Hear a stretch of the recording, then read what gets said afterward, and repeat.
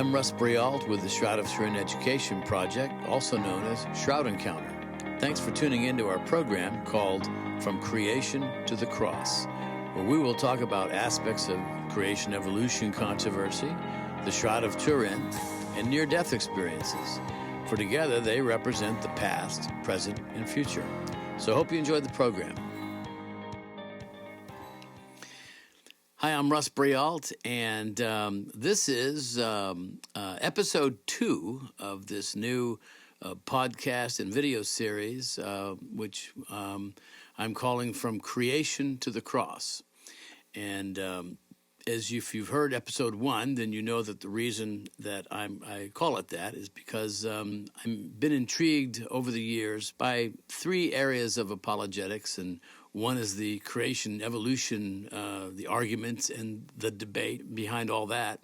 And then the second thing I'm drawn to is the Shroud of Turin. And then the third thing is our near-death experiences. I find all 3 of these areas very fascinating because to me they represent the past, present, and future and deal with the questions of how do we get here, why are we here, where we're going.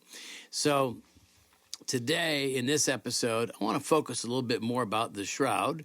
For those of you who don't know much about it, the Shroud of Turin is in Turin, Italy, believed to be the burial shroud that wrapped Jesus when he was in the tomb. And it's been in Turin ever since 1578, and it's part of that. It was in areas of France starting in 1356, and then prior to that, we believe it was in parts of Turkey. Well, then it wasn't Turkey then, but that general area, and in Constantinople, and then prior to that in Edessa, and so. The Shroud has a long history, and the reason that the Shroud has become so intriguing in recent years is because of all the science that has gone into investigating this enigma. And now, why would I say it's an enigma? Well, because you have this 14-foot-long linen cloth that bears the faint image of a bearded, crucified man. It's covered with a pattern of bloodstains that correlate perfectly with the gospel account of what happened to Jesus, beginning with the crown of thorns, as there's puncture wounds all over the head and scourging all over the body, wound in the side, nail wounds in the wrist and the feet, and the legs are not broken. Now that's important because usually those who were crucified would remain alive all day long on the cross, and then the Romans would come back by late in the afternoon and break the legs of those who remained alive so that they would die quickly from asphyxia. But the scripture says when they came to Jesus, they noticed that he was already dead. Therefore, they did not break his legs, but instead they stabbed him in the side to make sure he was dead.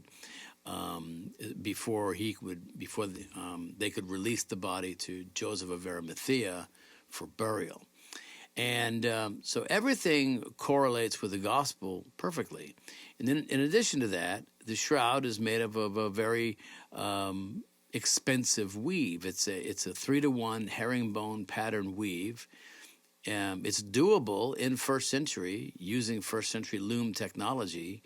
But it's very expensive and hence very rare.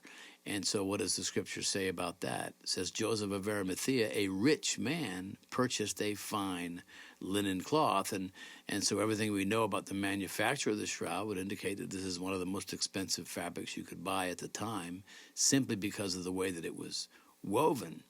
And so the science got involved in this really in 1898 when the Shroud was first photographed for the very first time, and then they noticed that for some reason the Shroud image looks much clearer, much more detail, much more lifelike in a photo negative. Now I know that in today's digital age, we're not dealing much with photo negatives anymore, but it used to be that you took your pictures with a 35 millimeter camera. You take your film down and have it, and then you'd to Kmart or wherever, and then a day later, then it had same day, but you get your pictures back, and in the back of the picture is this little sleeve of negatives, and you hold a negative up to the light. You can't make out any detail in it. You have to develop it to see what's on that negative, and so it begs the question: why does the image look so much better in a photo negative? And what they determined is that the image on the cloth itself must be a negative image to start with. Therefore, what shows up in a photo negative is actually a positive image. And this discovery was what propelled the shroud into the realm of scientific investigation at the beginning of the last century, in the early 1900s. And then in 1978, you had a whole team of scientists, American scientists mostly, almost 40 scientists got together to go over to Turin. The shroud had been on exhibit only 5 times in the entire 20th century, and it was going to be on exhibit in 78. And so when they learned about that, a couple scientists, one with the U.S. Air Force Academy, another one with the Jet Propulsion Laboratory, they petitioned the authorities in Turin to see if they could get permission to put together a team of scientists to analyze the shroud. The last time it had been on exhibit prior to 78 was in 1933, 45 years. It had never been seen by the public. And so so to their shock and amazement, they were given the green light to go ahead and do this. And so they went to Turin, and they had over 70 crates of scientific gear weighing over 10 tons, and brought from various laboratories throughout the United States, and they performed, and they had access to the cloth for 5 days and nights, round the clock. And they performed a myriad of different tests, whether it was spectroscopy or infrared thermography or photomicroscopy and X-radiography, and of course they took particle analysis, blood analysis, and what they were trying to determine was not to figure out whether the shroud was authentic or not, because you really can't figure that out. You really can't say that, because at the end of the day, we don't have the DNA of Jesus that we might match up with something from the shroud. What they wanted to find out was, what is the cause of the image? Why does the image show up? And the prevailing view of skeptics was certainly that, well, it must be the work of an artist. Well, when they went over there, they determined that there's no visible trace of any kind of paint, ink, dye, pigmentation, stain. There's nothing on the surface of the cloth to account for the image. There's no artistic substances that could account for the image. And then the blood, well, is the blood just paint? Is it animal blood? Well, it turns out to be genuine blood, and not just blood, but AB blood type. In 1995, they took a blood sample and had a blood particle, and they did DNA analysis and found that it was human male. Now, it's no guarantee that DNA belongs to the man in the shroud, but it's probably pretty good likelihood that it is, since it was taken from a blood particle. And then they determined that the blood is not just blood, but blood from actual wounds.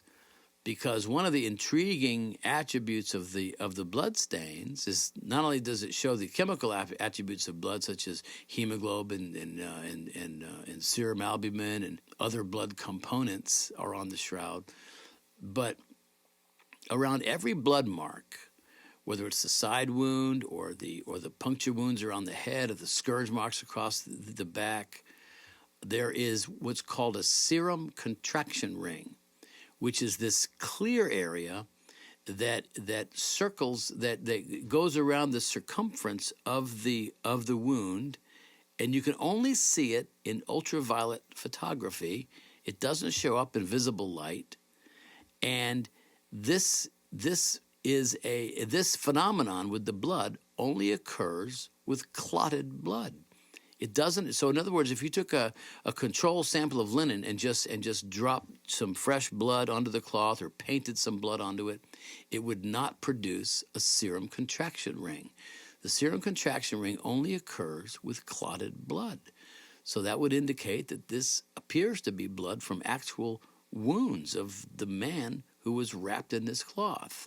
And it's a strong piece of data that there was a person in this cloth, and those blood stains appear to belong to him. And now, is it Jesus? Well, as I said just a minute ago, we don't have the DNA of Jesus to do a match, but if you compare the shroud with the gospel account, there's no variation. And, there are some very distinctive things that happened to Jesus that didn't happen to others who went through, who also happened to be crucified.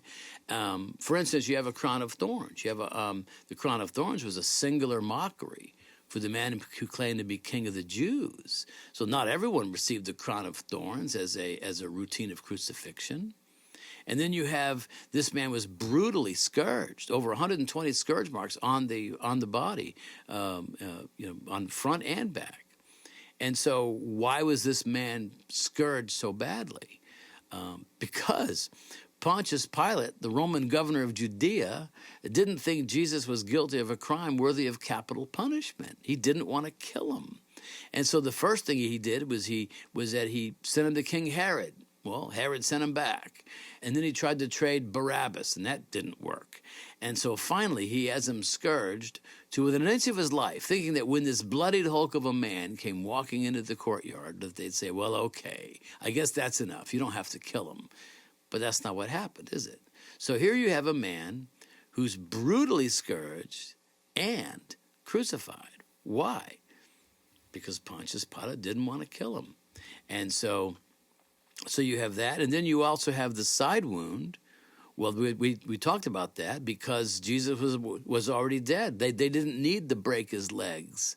Now, why would they break his legs anyways? Why would they break anyone's legs? Well, because to speed the process of asphyxia, because someone who's hanging by his wrists on the cross would have to stand upon his nail-pierced feet to release the pressure. So consequently, you break the legs. You can't stand on broken legs. You die from asphyxia within about 10 minutes, and then they would generally bring the bodies down, almost always throw them into a common grave. Rarely would someone who was crucified be given an individual burial. So that's another uniqueness. And then you have the fact that you have someone who is clearly crucified, clearly died a criminal's death, and yet he's wrapped in a rich man's shroud. This doesn't happen. It just doesn't. So all of these unique anomalies with the shroud, or things that happened to Jesus, these distinctive things that happened to Jesus, apart from the crucifixion of anyone else, would suggest that if there was a body in that cloth, I don't think there's any mistaken identity. So this is why the shroud is so significant. People often ask me, they say, well, what if it's not authentic? And I say, what if it is authentic and we did nothing with it? Which would be the greater sin or mistake? So I think it's very important. I'm dating myself when I say this, but I've been involved with this since 1980. I was a writer for the college newspaper, and news of the shroud was big at that time. The scientists had gone over there to Turin in '78, and there were just lots of different articles coming out in various newspapers and magazines, and I was very intrigued. And then National Geographic did a big article on it in June of 1980. I asked if I could write some articles about it for the college newspaper, and they gave me the green light to do it.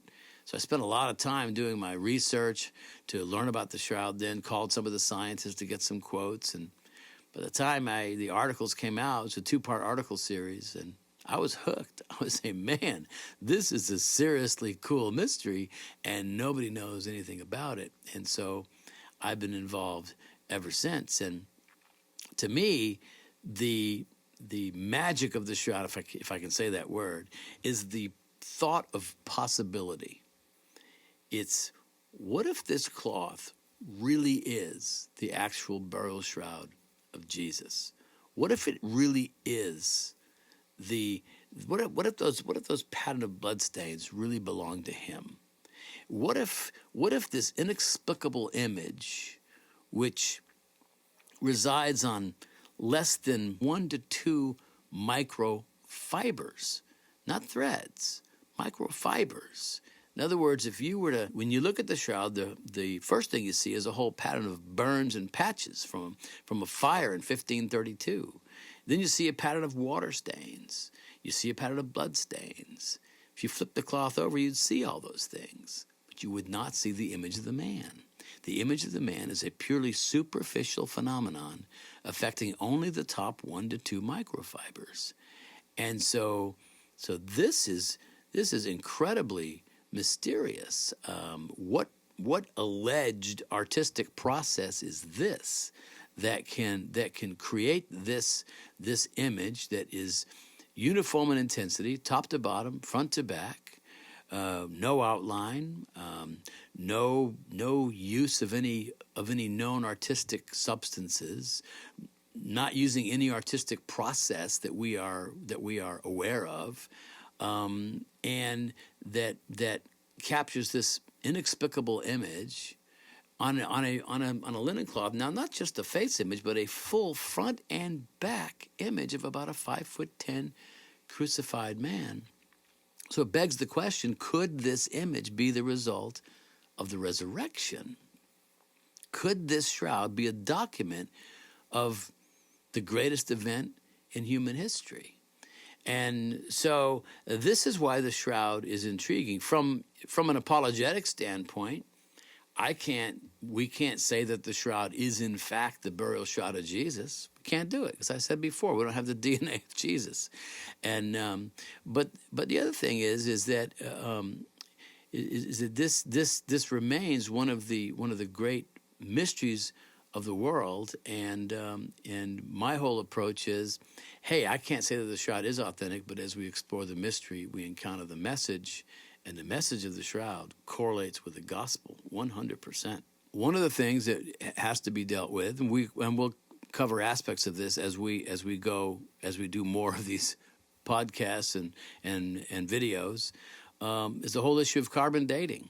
I mean, most of you know probably that it was carbon dated in 1988, and it was not favorable. They came up with a date range of 1260 to 1390, which suggests that the cloth is, medieval, and hence, therefore, it must be a fake. Until you drill down and realize some of the more specifics about what happened in the carbon dating event, and now we have a lot of legitimate questions. One of the things they did was to take a sample from the outside corner edge of the cloth, exactly where it had been held and handled hundreds of times over the centuries. They were supposed to cut 3 different samples from 3 different locations, and they didn't do that. They cut 1 sample from the outside corner. And it would be the exact place where you would avoid. So in other words, I like to say, if you were looking for the worst possible sample location, you would cut from one of the 2 outside corners, which is exactly what they did. And so people have been speculating for a long time, is there something awry with that corner? Is it fully representative of the entire cloth? And then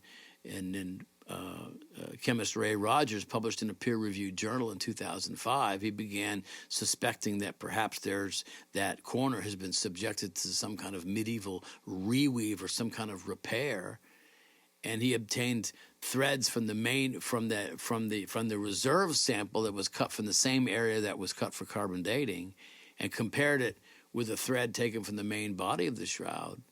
Lo and behold, they're not the same. So in other words, what Ray Rogers found is that chemically the thread from that carbon dating sample is not consistent with threads from the rest of the shroud. So what in the world do we have here? He suspects that that corner was somehow repaired or somehow subject to a reweave of some kind because there's the presence of cotton in that corner. No cotton anywhere else on the shroud, but there's cotton in that corner.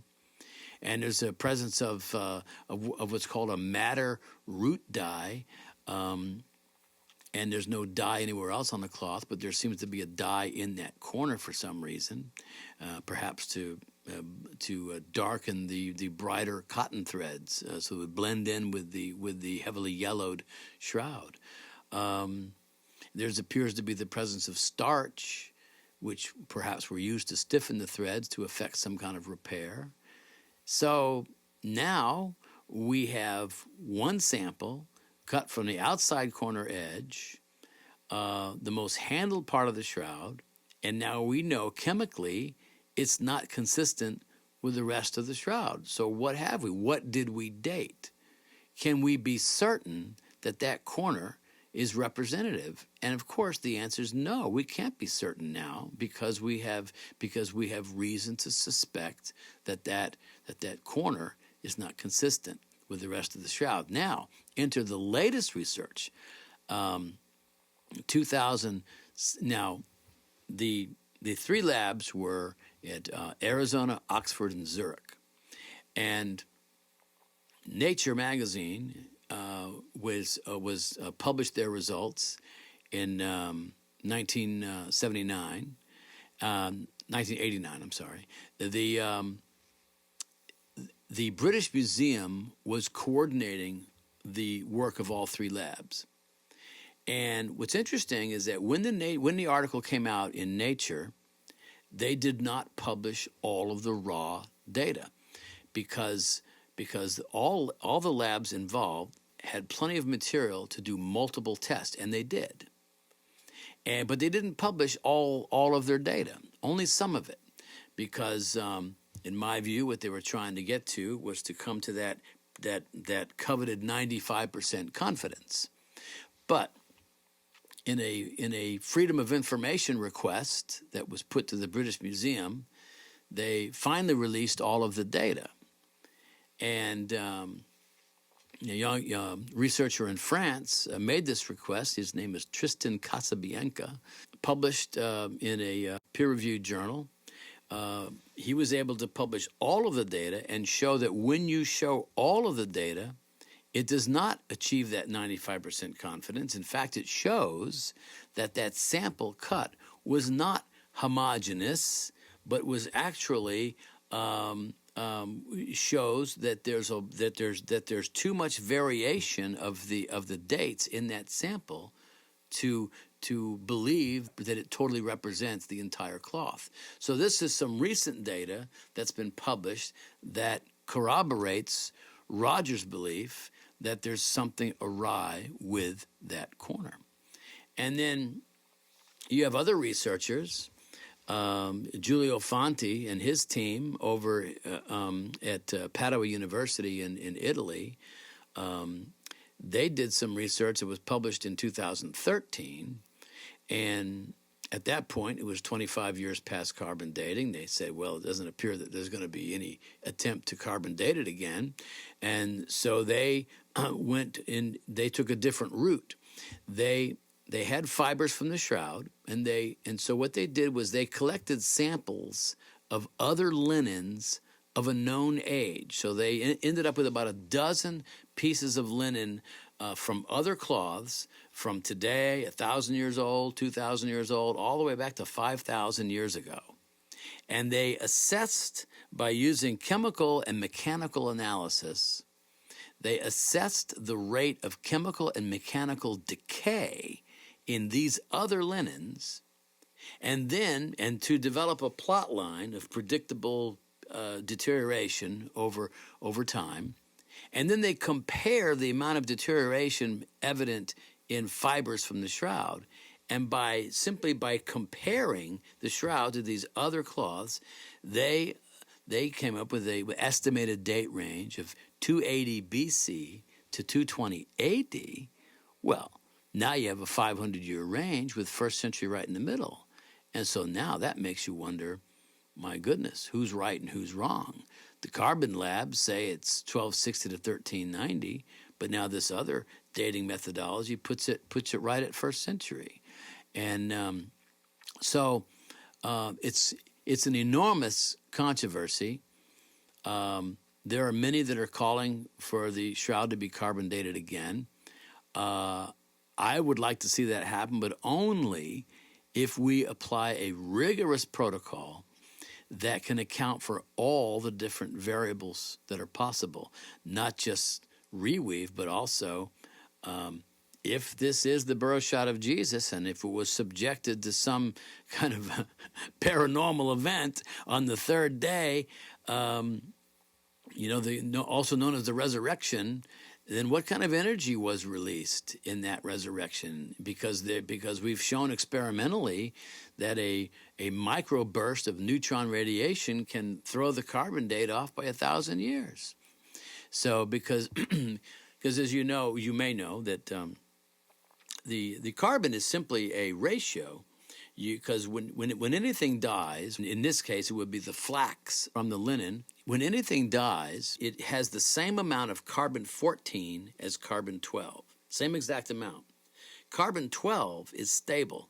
Carbon-14 will decay over the course of time. And so by analyzing the ratio of carbon-14 to carbon-12, they can determine how old something might be. But if an event occurred that somehow increased the amount of carbon-14, then it would throw off the carbon date, or what we assume is the carbon date. And so that's the issue here. Is there any kind of event that occurred in the life of the shroud that could have thrown off the amount of carbon-14 as to alter the how it dates when you apply carbon dating to it? So that's just something. I'm not saying that that's what happened. I'm saying it's something that we have to account for. It is a variable that we need to look at if carbon dating is ever done again. There are many areas that we're going to go into related to the shroud. Lots of interesting data that I think you'll find intriguing. Lots of things that are intriguing from the historical record that we'll be looking at. And of course, we'll be looking at my other two topics too that I am for some reason intrigued with. But thanks for tuning in to this episode of From Creation to the Cross, and listen in next time for episode 3. Thanks for listening. Bye-bye. Thanks for tuning in to this episode of From Creation to the Cross.